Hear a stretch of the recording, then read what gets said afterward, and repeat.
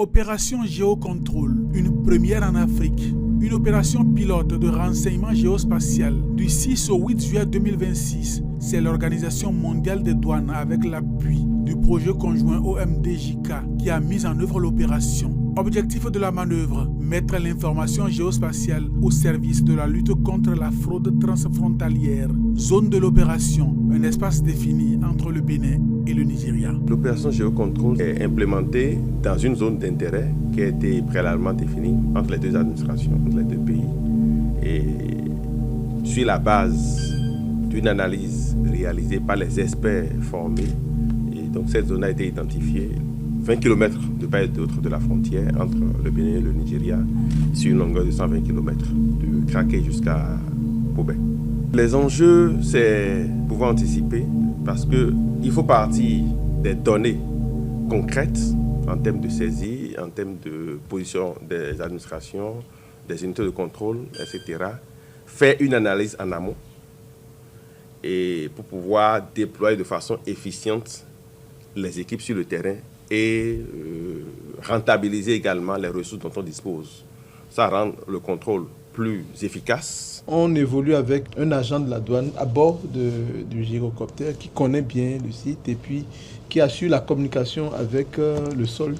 Ça nous permet de les orienter sur des choses que nous voyons. Je crois que les résultats sont satisfaisants et qu'il faille qu'on réinitie ce genre d'opération assez régulièrement.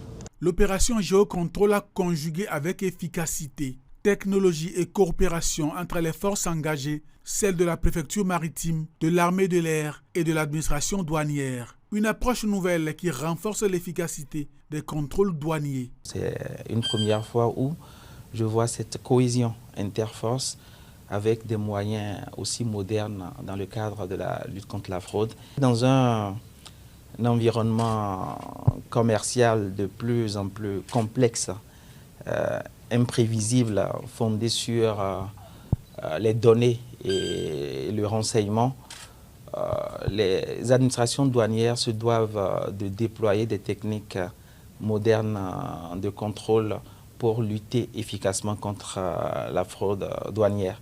Aujourd'hui, nous avons la chance d'avoir, en dehors des équipements modernes, notamment les drones et les gyrocoptères, une cohésion interforce qui nous permet aujourd'hui d'aller plus loin.